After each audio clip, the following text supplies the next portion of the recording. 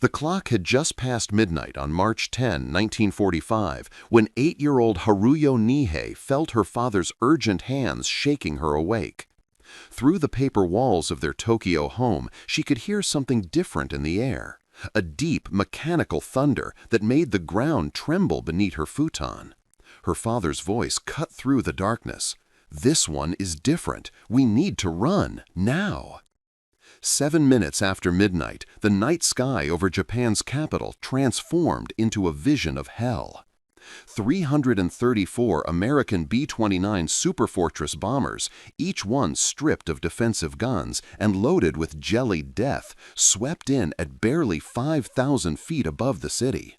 They flew so low that residents could see the silver bellies of the aircraft gleaming in the moonlight.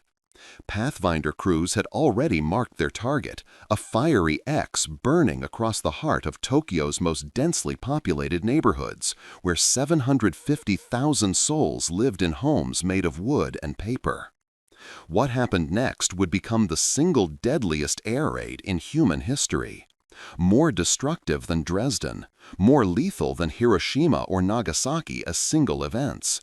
100,000 people would die before dawn. 1 million more would lose everything they owned. 16 square miles of one of the world's greatest cities would be reduced to ash and bone. This was Operation Meeting House, a name that sounds almost peaceful, like a church gathering or a town hall meeting. But there was nothing peaceful about what unfolded that night. The American bombers weren't carrying conventional explosives. They carried something far more terrifying, nearly 1,700 tons of incendiary bombs filled with napalm, designed specifically to turn Tokyo into a furnace. Each bomb was engineered to spray flaming gel that would stick to anything it touched and burn at temperatures hot enough to boil water in the canals and liquefy asphalt in the streets. Before this story ends, you'll understand why a 38-year-old American general made the most controversial decision of the Pacific War, and why the tactic that shocked the world on that March night changed warfare forever. If you're interested in untold stories from World War II, please subscribe and share your thoughts in the comments below. To understand how America came to unleash fire from the sky on that March night, we need to rewind the clock to December 7, 1941, Pearl Harbor. The surprise attack that killed over 2,000 Americans and dragged the United States into a war it had desperately tried to avoid. In the aftermath, one thing became crystal clear to American military planners. Japan was far from the American mainland, protected by thousands of miles of Pacific Ocean. Striking back would require something unprecedented. The solution came in the form of the most technologically advanced aircraft ever built, the Boeing B-29 Superfortress. This wasn't just a bomber, it was a flying fortress of aluminum and ambition, capable of carrying 7 tons of bombs across distances that would have been impossible just years earlier. With a range of over 3,700 miles and the ability to fly at altitudes above 30,000 feet, the B-29 was designed to reach targets that conventional bombers could never touch. But having the aircraft was only half the battle. You needed bases close enough to Japan to make regular bombing runs feasible. That meant capturing islands in the Pacific, turning coral atoll and volcanic rocks into sprawling airfields. By mid-1944, American forces had seized the Mariana Islands, Guam, Saipan, and Tinian in some of the bloodiest fighting of the Pacific Campaign. Within months, Tinian Island had been transformed into the largest and busiest airport in the world, with 4 parallel runways carved from jungle and volcanic soil. The first B-29s arrived in November 1944, and the initial strategy seemed straightforward: precision daylight bombing, just like the campaign against Germany. Target the factories, destroy the industrial capacity, bring Japan to its knees without having to invade. It was a humane strategy, or at least as humane as total war could be. Young officers called the Bomber Mafia had spent years developing this doctrine at Maxwell Field in Alabama, preaching that pinpoint strikes on critical industries could collapse an enemy's economy like a house of cards. But precision bombing requires precise conditions, and over Japan, nothing was precise. The reality of bombing Japan turned into a nightmare of mechanical failure and meteorological impossibility. B-29s, flying at their designed altitude of 30,000 feet, encountered winds so powerful they defied belief. American pilots had stumbled upon something that wouldn't be officially discovered and named until after the war: the jet stream.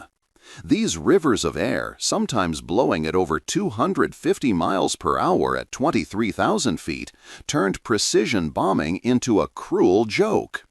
Bombardiers watched through their Norden bomb sights as their carefully aimed ordnance was blown miles off target, tumbling harmlessly into the Pacific Ocean.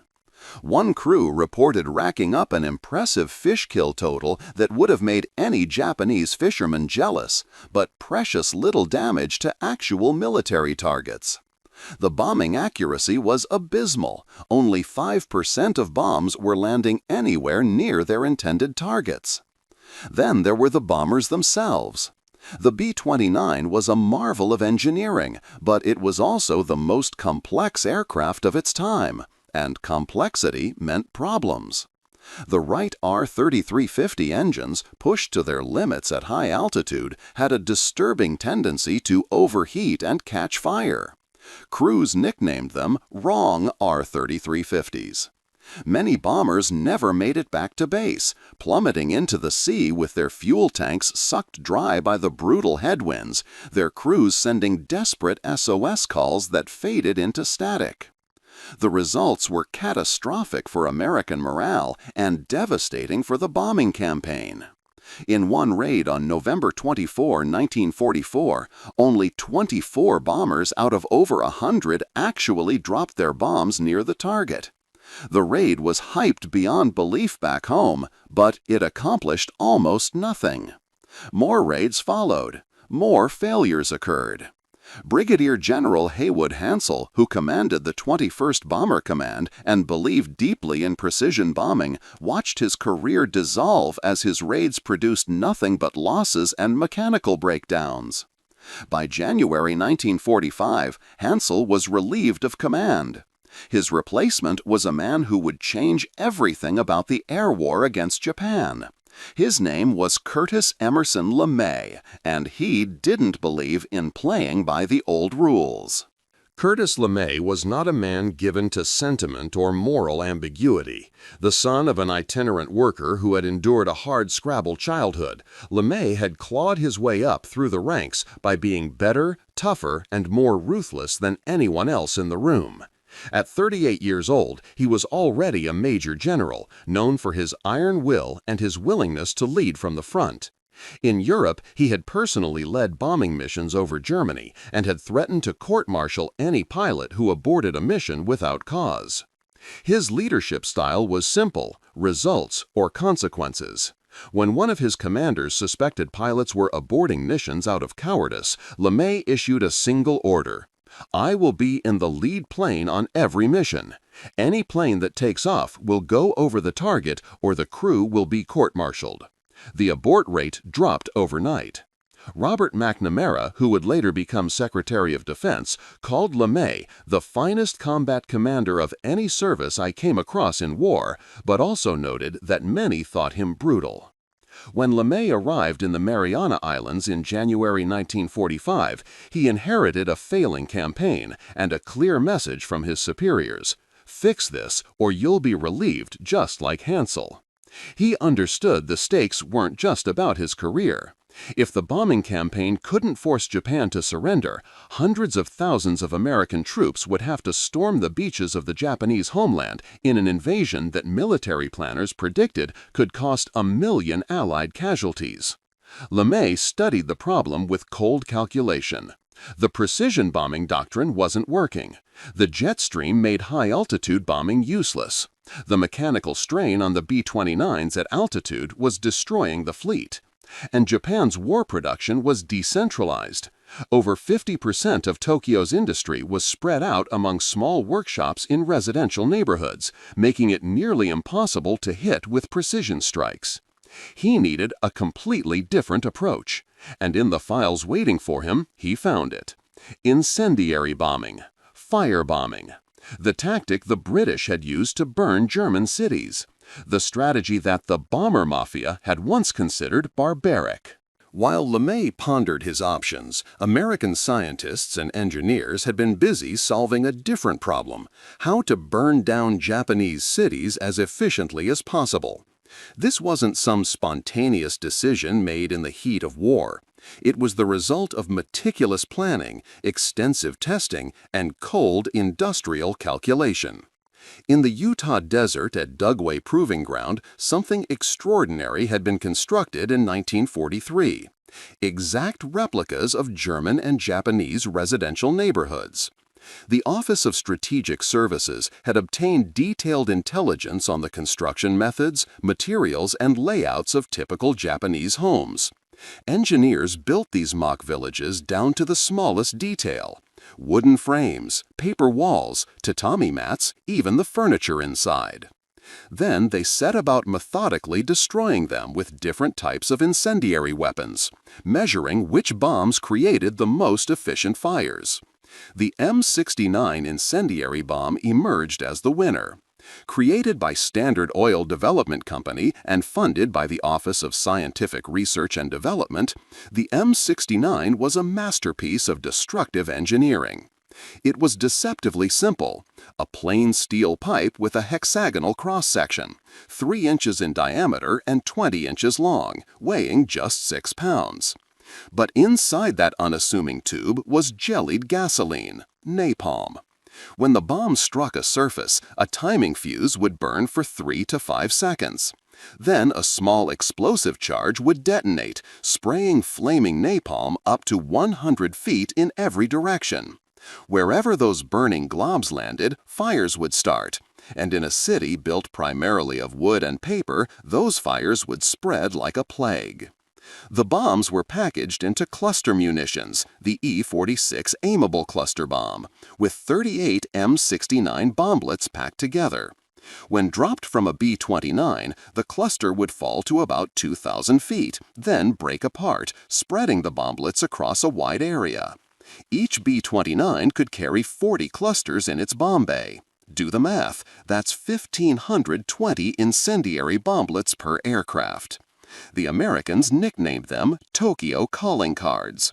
At a Florida airbase, they even built a scale model of Tokyo to test how the fires would spread. The results were terrifyingly effective. In early March 1945, LeMay made a series of decisions that would horrify his own air crews and change the nature of the war. He decided to attack Tokyo at night, at low altitude, with every plane stripped of its defensive guns except the tail turret. To his bomber crews, it sounded like suicide. The logic was brutal but sound.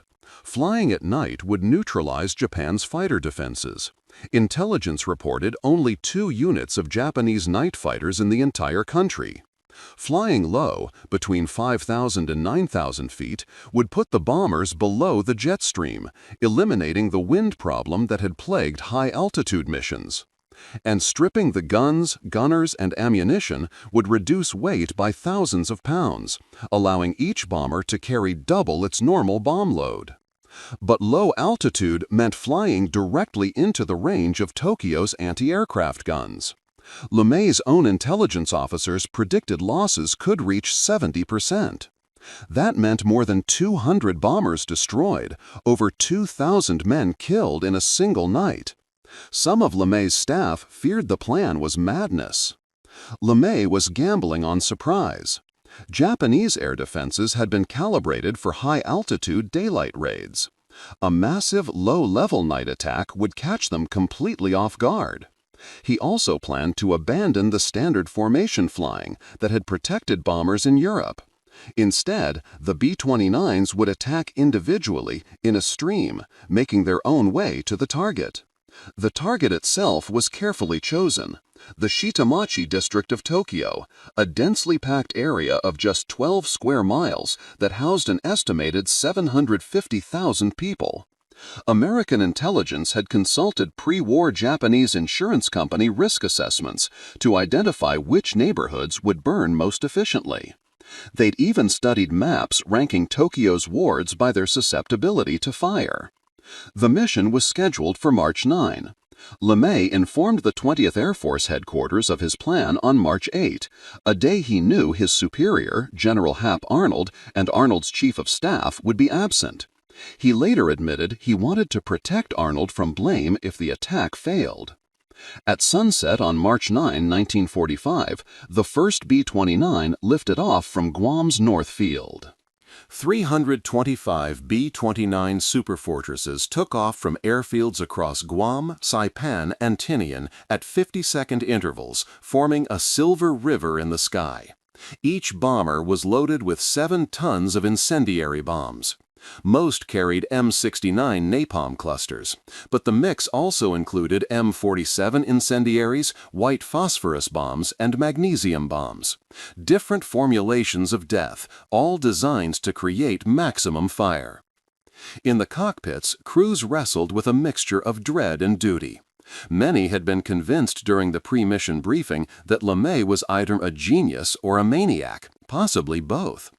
The idea of flying unarmed, alone, at low altitude into the heart of Tokyo seemed insane. Some crews were certain they wouldn't see the next day. One crew member later wrote in his journal, "Most men left the briefing rooms that day convinced of 2 things. 1, LeMay was indeed a maniac, and 2, many of them would not live to see the next day." But LeMay had calculated the risks with cold precision. He'd studied every intelligence report on Japanese air defenses. He knew their night fighter capability was minimal. He'd examined photographs of Tokyo's anti-aircraft gun emplacements and concluded they lacked sufficient low-level firepower. It was a calculated risk, not a blind gamble. The flight to Tokyo took 7 hours, covering 1,500 miles of open ocean. As the bombers approached the Japanese coast, the crews could seize her target long before they arrived. The Pathfinder aircraft, specially selected crews from the 73rd and 313th Bombardment Wings, had gone ahead and done their work. They'd dropped their M47 napalm bombs in a precise X pattern over the heart of the Shitamachi district, creating a giant burning cross visible for miles. The X was the aiming point. Each bombardment group had been briefed to attack a different sector of that fiery marker to maximize coverage. As the main force approached, pilots could see the glow on the horizon, crimson and ominous. Richard Bale of the 9th Bombardment Group, far back in the formation, later reported he could almost read a paper in the cockpit from the light of the fires consuming Tokyo below. At 7 minutes past midnight on March 10, 1945, the first wave of bombers opened their bay doors and released their payload over Tokyo. The M69 bomblets tumbled through the night sky, their clusters breaking apart at 2,000 feet, spreading 38 individual bomblets across the target zone. When they hit roofs or streets, they punched through the thin wooden construction or simply lay there for 3 to 5 seconds while their fuses burned down. Then they exploded. Each M69 was designed to spray its napalm payload outward in a jet of flame that could travel up to 100 feet horizontally. The jellied gasoline stuck to everything it touched: wood, fabric, skin, and burned with incredible intensity. Within minutes, thousands of separate fires had started across the Shitamachi district. The wind, gusting at 28 miles per hour that night, began doing exactly what American planners had counted on. It spread the flames with terrifying speed. In her family's wooden home, Haruyo Nihei grabbed the emergency rucksack she kept by her pillow and rushed outside with her mother, younger sister, and older brother. All around them, neighbors were streaming into the streets, some heading for the inadequate air raid shelters, others running for the bridges and the river. Tokyo had only 18 concrete air raid shelters in the entire city, each capable of holding 5,000 people. For a population of over 4 million, that meant 98% of the city's buildings and 99% of its people had no real protection from what was coming. The fires that had started as thousands of separate blazes began to merge, feeding on the oxygen and the wood and paper construction that characterized Japanese urban architecture. Small buildings were engulfed in minutes. Larger structures took longer, but the outcome was inevitable. The temperature began to rise with horrifying speed. By the time the main force of B-29s was overhead, temperatures in some areas had reached 1,800 degrees Fahrenheit, hot enough to boil water in the canals and liquefied asphalt in the streets. What happened next was something the Americans hadn't fully anticipated, but the British had seen in Hamburg and Dresden: a firestorm. A firestorm is one of the most terrifying phenomena that can occur in urban warfare. When enough fires merge in a confined area, they create their own weather system. The intense heat causes air to rise rapidly, creating a powerful updraft. Cool air rushes in from all sides to replace it, creating winds that can reach hurricane force. These winds feed more oxygen to the flames, which burn hotter, creating stronger updrafts, pulling in more wind. The cycle becomes self-sustaining. Over Tokyo on the night of March 10, 1945, this cycle reached apocalyptic proportions.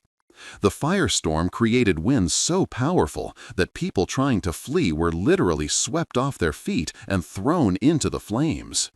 The updrafts were so strong that B-29 crews flying overhead were tossed around like leaves in a tornado, their aircraft buffeted by violent thermals rising from the inferno below. Inside the storm, conditions defied imagination. The heat became so intense that it consumed all the oxygen in the air. People who weren't burned alive suffocated, their lungs scorched by superheated air before the flames ever touched them. Others sought refuge in water, in canals, rivers, even in large water tanks designed for firefighting. But the water itself began to boil in some places. Bodies bobbed in the canals, some dead from burns, others drowned in the desperate crush of humanity seeking any escape from the flames. Yoshiko Hashimoto, a 24-year-old mother, found herself at a moment of terrible choice. The heat was unbearable, the flames closing in from all sides. Her father understood that staying where they were meant death for the whole family. He looked at his daughter and made a command. "Yoshiko, jump into the river with the baby. You're a good swimmer. Go, now." Yoshiko hesitated. It was March, and the water was ice cold. With a baby. Her mother took off her protective hood, placed it on Yoshiko's head, and looked into her eyes. "You have to listen to your father. You have to do what he says." It was the last time Yoshiko would ever see her mother alive. Yoshiko took her baby and dove into the freezing river. She managed to float to a makeshift raft and placed her baby on it, his eyes wide open, and she worried he might be dying. Around her, people clung to anything that would float. Burning logs drifted past in the water. She dipped her head into the river repeatedly, putting water on her baby's head to protect him from the heat and the embers falling like deadly snow. Without her mother's protective hood, her mother's hair must have caught fire. Yoshiko would later recount, tears streaming down her face decades after the war. "Without a protective hood, Mother's hair must have caught on fire after I jumped into the river. She must have died in agony. I cannot hold back my tears whenever I think about it, and cannot forget her sad face looking into my eyes." Above the inferno, Brigadier General Thomas Power circled in his B-29 for 90 minutes, observing the results and cataloging which districts had been destroyed. The devastation was visible from miles away. Later crews in the bomber stream reported that the stench of burned human flesh permeated their aircraft over the target, seeping through every seal and vent. The smell was so overwhelming that some crew members vomited in their oxygen masks. The raid continued for 2 hours and 40 minutes. Wave after wave of B-29s, ultimately 279 bombers reached the target, dropped their payloads of incendiary death. Each plane released its clusters, and each cluster broke apart into 38 bomblets, and each bomblet sprayed flaming napalm up to 100 feet. The mathematics of destruction were simple and terrible.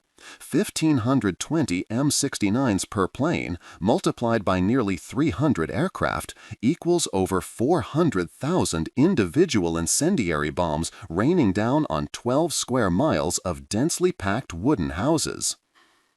At 2:37 a.m., the air raid sirens finally announced all clear. The B-29s were gone, heading back to their island bases 1,500 miles away across the Pacific.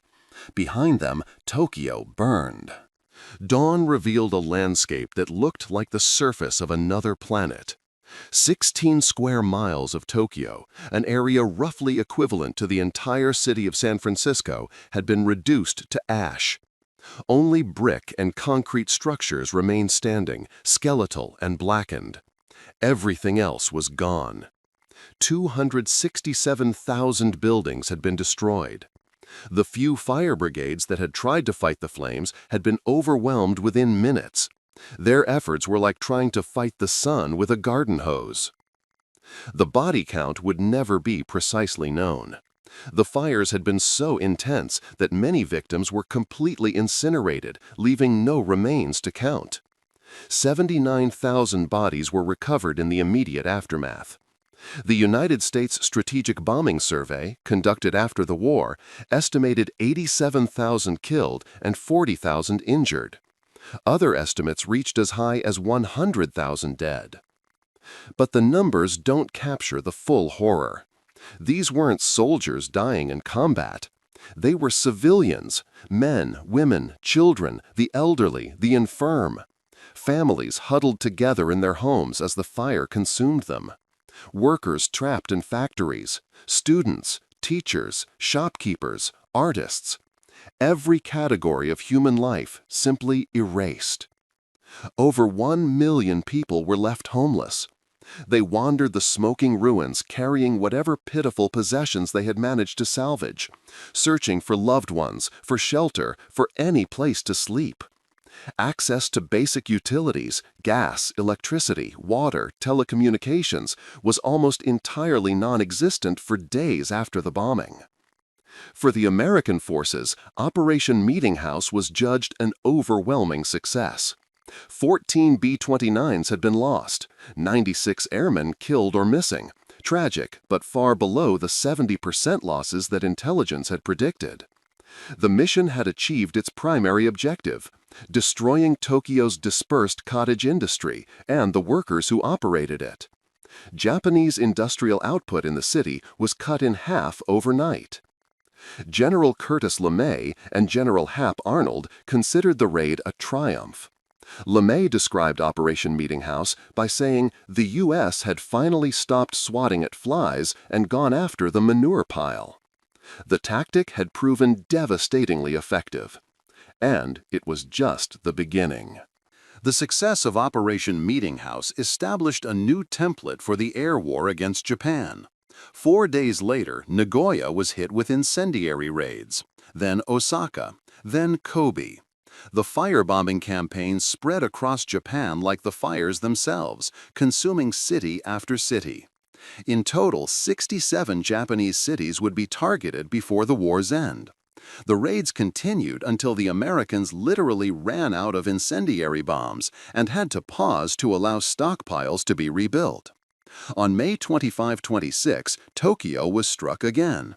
464 B-29s dropped more incendiaries on what remained of the city, killing another 3,000 people and destroying an additional 166,000 buildings. By this point, 4 million people in Tokyo were homeless. The destruction was so complete that further raids were deemed not worthwhile. There was simply nothing left to burn. The firebombing of Toyama on August 1, 1945, achieved an even higher rate of destruction. 99% of the city was burned to the ground. But this rate has been almost completely forgotten by history, because just 5 days later, on August 6, the atomic bomb fell on Hiroshima. The nuclear age had begun, and conventional firebombing, no matter how destructive, was suddenly overshadowed. But the numbers tell a story that shouldn't be forgotten. Estimates suggest that between 300,000 and 330,000 Japanese civilians were killed in the firebombing campaign. At least 8 million were left homeless. Approximately 40% of Japan's urban areas were destroyed. Of Tokyo itself, 60% went up in flames. The moral questions raised by Operation Meeting House and the subsequent firebombing campaign have never been fully resolved. LeMay himself acknowledged the ethical weight of his decisions. He famously said, "If we'd lost the war, we'd all have been prosecuted as war criminals." He also stated, "Killing Japanese didn't bother me very much at that time. It was getting the war over that bothered me." These were not the words of a man indifferent to suffering, but of a commander who had made a terrible calculation about the price of victory. The justification offered by American military leaders rested on a brutal arithmetic of lives.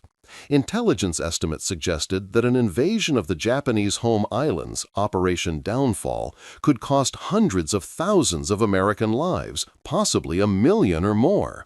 The Japanese military had shown no willingness to surrender, even in the face of certain defeat. Kamikaze attacks, suicidal defense of every island, the encouragement of civilian resistance, all suggested that Japan would fight to the bitter end.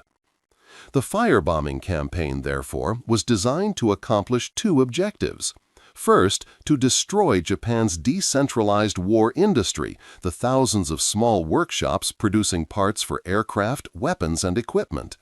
Second, to break the will of the Japanese population, to make the cost of continued resistance so unbearable that surrender would become inevitable.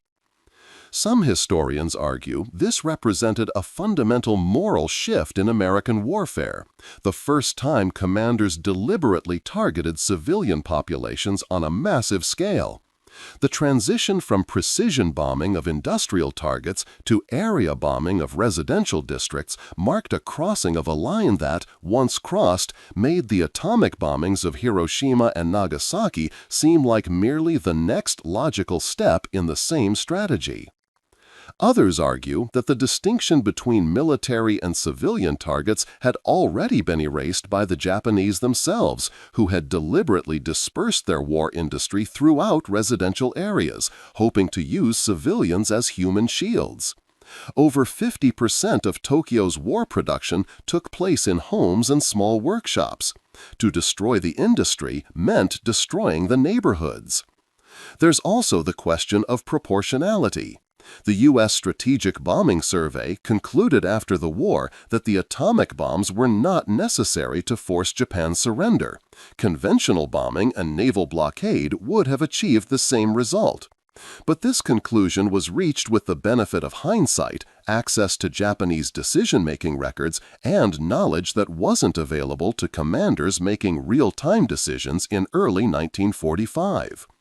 What's indisputable is that Operation Meeting House and the firebombing campaign that followed represented one of the most destructive acts in the history of warfare, killing more civilians in a single night than any other air raid before or since. The aftermath of Operation Meeting House echoed through Tokyo for decades. In the immediate post-war period, the city struggled to rebuild. In 1945 and 1946, Tokyo received 26% of the national reconstruction budget, roughly proportional to its bombing damage. But as the years passed, this allocation dwindled. By 1949, Tokyo was receiving only 11% of the budget, while runaway inflation had significantly devalued Japanese currency. Occupation authorities, including financial advisor Joseph Dodge, eventually stepped in and drastically cut back on Japanese government rebuilding programs, focusing instead on basic improvements to roads and transportation. Tokyo did not experience rapid economic growth until the 1950s, nearly a decade after the war ended.